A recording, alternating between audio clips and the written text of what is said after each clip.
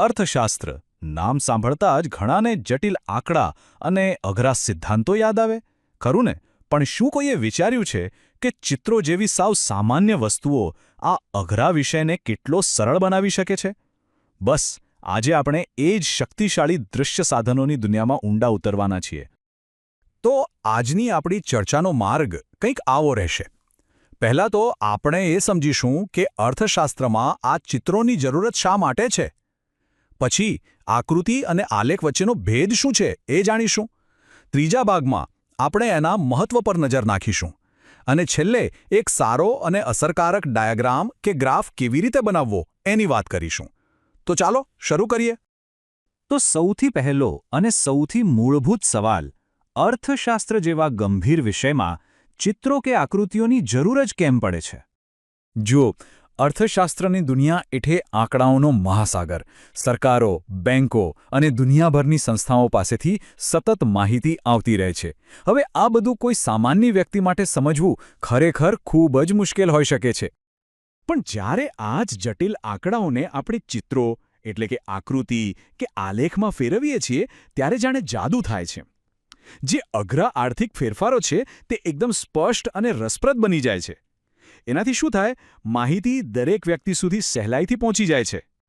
હવે આ માહિતીને દ્રશ્ય સ્વરૂપે રજૂ કરવા માટે આપણી પાસે મુખ્ય બે સાધનો છે. એક છે આકૃતિ અને બીજું છે આલેખ.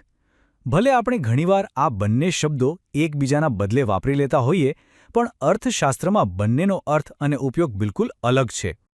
સૌથી પહેલાં વાત કરીએ આકૃતિની.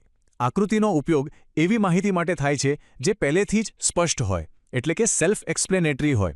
તમે એને એક સાદા સ્કેચ જેવું સમજી શકો, જેને સમજવા માટે કોઈ મોટા આંકડાશાસ્ત્રના જ્ઞાનની જરૂર નથી પડતી.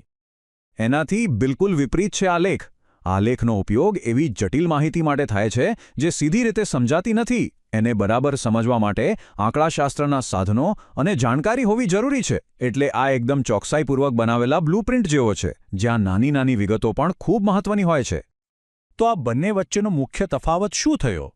સાદી ભાષામાં કહીએ તો આકૃતિનો ઉપયોગ મોટાભાગે જાહેરાત એજન્સીઓ કે સરકાર કરે છે, સામાન્ય લોકોને કોઈ માહિતી પહોંચાડવા માટે. જ્યારે આલેખનો ઉપયોગ સંશોધકો અને અર્થશાસ્ત્રીઓ કરે છે, ઊંડાણપૂર્વકના વિશ્લેષણ માટે, કારણ કે તેમાં વધુ ચોકસાઈ અને વિગતોની જરૂર હોય છે. સારું, તો આપણે એ તો સમજી ગયા કે આકૃતિ અને આલેખ શું છે. પણ સવાલ એ છે કે અર્થશાસ્ત્રના અભ્યાસમાં આ સાધનો આટલા બધા મહત્વના કેમ છે? એવી તો શું ખાસિયત છે આ સાધનોમાં કે તે વિદ્યાર્થીઓ અને મોટા મોટા નિષ્ણાતો બંને માટે આટલા ઉપયોગી સાબિત થાય છે?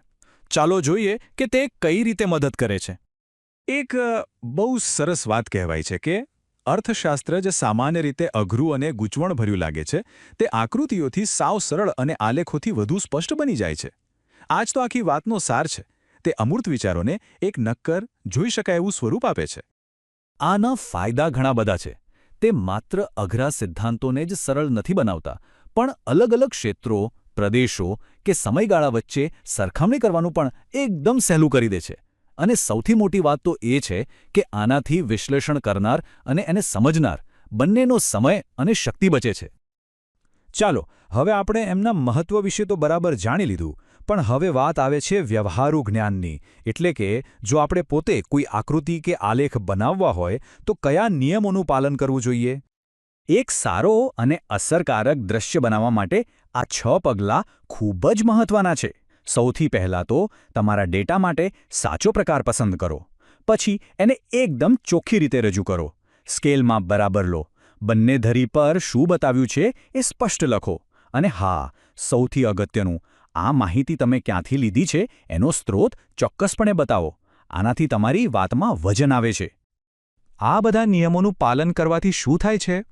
તમારા વિશ્લેષણની फ्रेंड्स, इस वीडियो को पूरा देखने के लिए आज ही फ्लेक्सी टीचर ऐप सब्सक्राइब करें, जहां आपको मिलेंगे animated videos, digital books, text book solutions, notes, DPP और क्विज. और हाँ, flexi teacher app mobile, TV और कंप्यूटर पर अवेलेबल है. और अगर आपके पास इंटरनेट नहीं है तो तुरंत ऑफलाइन सेट टॉप बॉक्स के लिए संपर्क करें. Flexi teacher, the one you needed.